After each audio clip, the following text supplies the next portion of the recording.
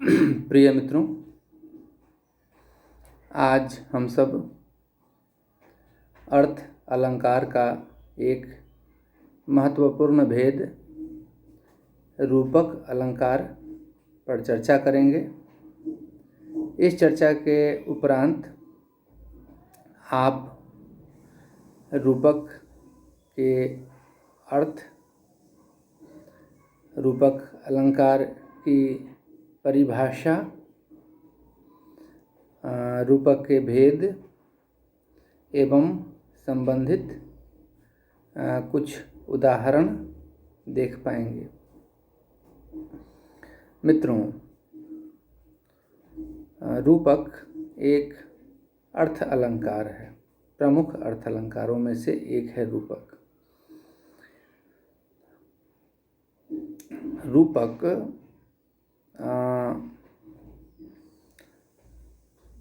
काव्य शास्त्र की परंपरा में एक प्रमुख दृश्य काव्य माना जाता है।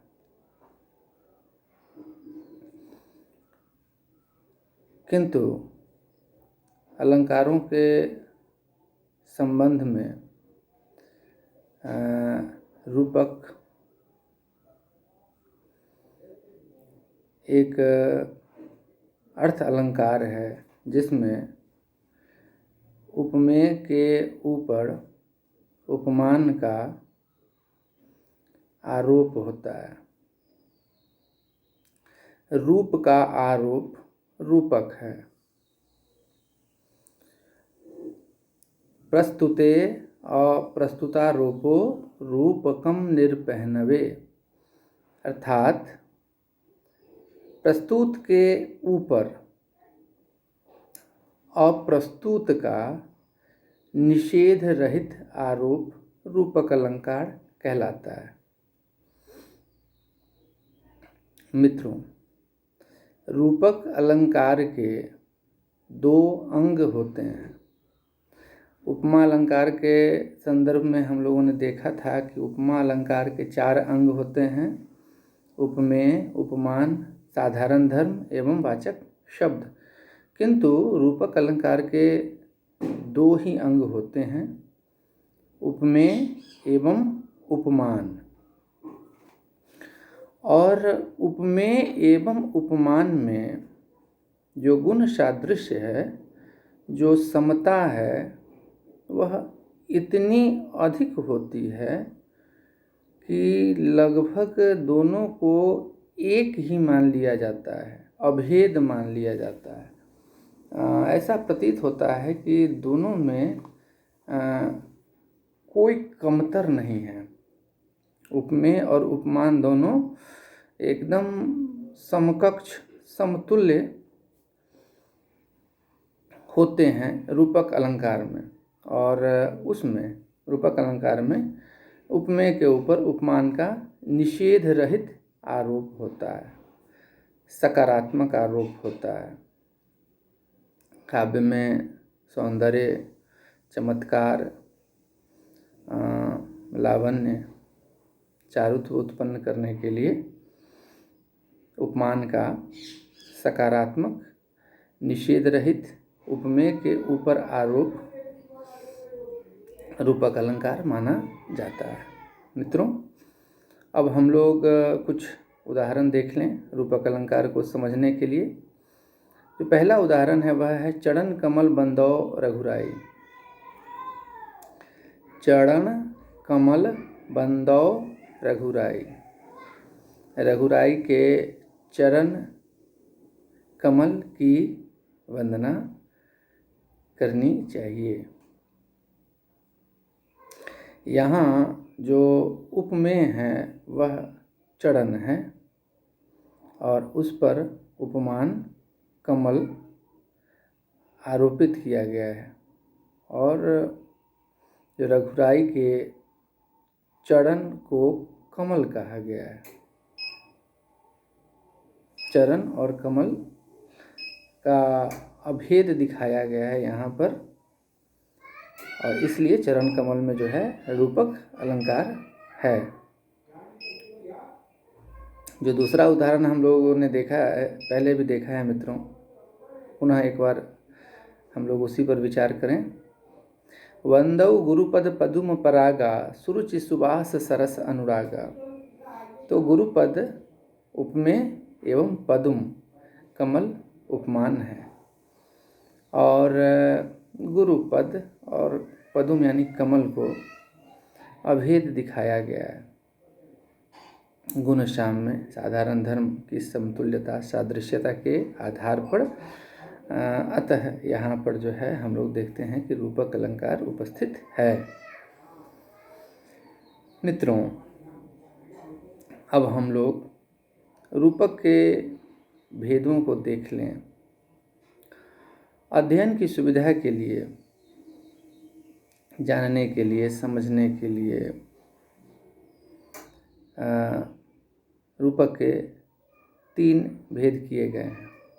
रूपक अलंकार के 3 मुख्य भेद हैं।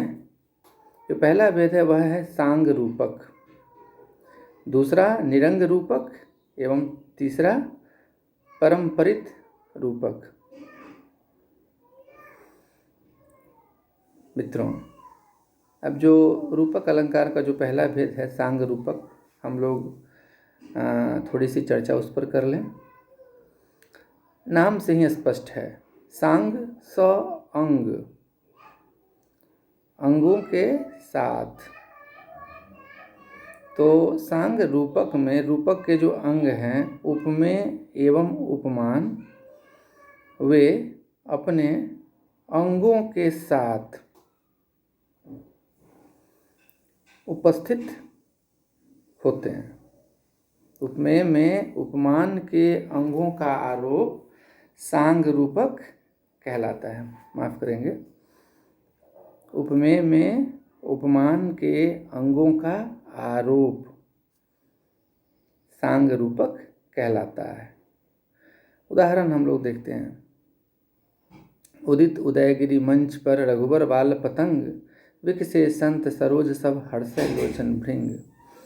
यहाँ जो है उदयगिरि मंच पर रघुवर जो है वह बाल पतंग यानी बाल सूर्य के रूप में उदित होते हैं, और जिस तरह से सूर्य को देख करके जो है सरोज कमल खिल जाता है, उसी तरह से प्रभु श्री राम को देख करके संत प्रफुल्लित हो जाते हैं, उल्लसित हो जाते हैं, प्रमुदित हो जाते हैं। और जो उनकी भृंग रूपी जो लोचन है, उनके जो भृंग रूपी लोचन है, माफ़ करेंगे, वे प्रसन्न हो जाते हैं, आह्लादित हो जाते हैं, आनंदित हो जाते हैं। तो उदयगिरि और मंच, रघुवर एवं बाल पतंग, संत सरोज और लोचन भृंग, यहाँ पर हम देखते हैं कि उपमेय में उपमान के अंगों का आरोप किया गया है, अतः यहाँ पर सांग रूपक अलंकार उपस्थित है। मित्रों, रूपक अलंकार का जो दूसरा भेद है वह है निरंग रूपक, निह अंग, निरंग। निरंग रूपक में उपमेय पर उपमान का अभेद आरोप होता है। उपमेय और उपमान को बिल्कुल एक दिखाया जाता है, समान दिखाया जाता है।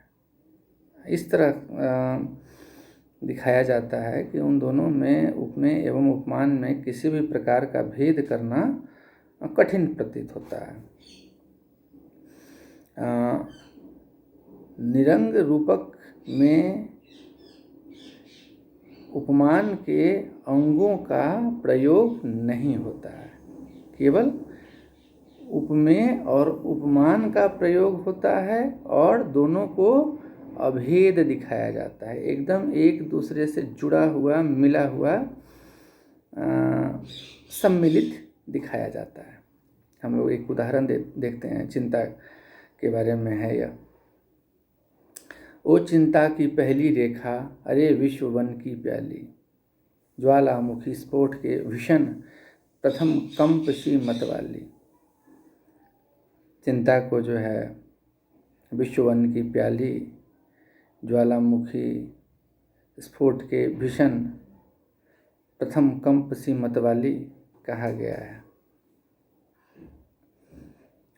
और इस प्रकार हम देखते हैं कि दोनों में जो है बिल्कुल मिला दिया गया है। चिंता और जो उसके उपमान हैं, ज्वालामुखी स्फोट के भीषण प्रथम कंप सी मतवाली,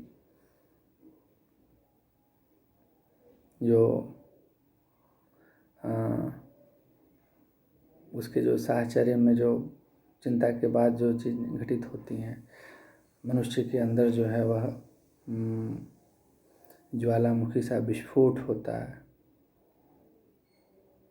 ये बहरहाल यहाँ हम देखते हैं कि उपमेय और उपमान को एक कर दिया गया है। विश्ववन की प्याली चिंता को कहा गया है, बिल्कुल मिला दिया गया है। इसमें से अलग करना दोनों को बड़ा कठिन प्रतीत होता है कि उपमेय कौन है और उपमान कौन है। अतः यहाँ पर हम लोग देखते हैं कि निरंग रूपक उपस्थित है, माना जाता है। मित्रों, जो रूपक अलंकार का जो तीसरा भेद है वह है परंपरित रूपक। परंपरित रूपक में आरोप की एक परंपरा होती है। इसमें एक आरोपी दूसरे का कारण बनकर आरोपों की परंपरा बनाता है, एक परंपरा बनती जाती है। और जो दूसरा होता है वह पहले की पुष्टि करता है, जो तीसरा होता है वह दूसरे की पुष्टि करता है। इसी तरह हर एक अगला आरोपी जो है वह अपने से पूर्ववर्ती आरोपों की पुष्टि करता है, उसको सत्यता प्रदान करता है, उसको सिद्धि प्रदान करता है। परंपरित रूपक में हम यह कह सकते हैं कि जो इसमें जो दूसरा तीसरा जो अन्य रूपक होता है वह अपने पूर्ववर्ती रूपकों से क्रमशः जुड़ता चला जाता है। मतलब रूपकों की एक परंपरा सी बनती चली जाती है एवं जितने रूपक होते हैं वे सभी एक दूसरे से क्रमशः जुड़ते हुए चले जाते हैं। हम लोग एक उदाहरण देखते हैं इसका। उदयो ब्रजनभ आई यह हरिमुख मधुर मयंक। ब्रजनभ यहाँ रूपक अलंकार है, हरिमुख रूपक अलंकार है और मधुर मयंक यहाँ भी जो है रूपक अलंकार है। और हम लोग देखते हैं कि ब्रजनभ, हरिमुख, मधुर मयंक ये जो तीनों आरोपी हैं, नभ, मुख एवं मयंक, ये जो है आपस में क्रमशः जुड़े हुए हैं, एक दूसरे को पुष्टि प्रदान कर रहे हैं और इनका एक दूसरे से संबंध स्थापित हो रहा है, तारतम्यता स्थापित हो रही है। और इसके कारण यहाँ उदयो ब्रजनभ आई यह हरिमुख मधुर मयंक यहाँ पर जो है वह परंपरित रूपक अलंकार उपस्थित हो गया है, माना जाता है।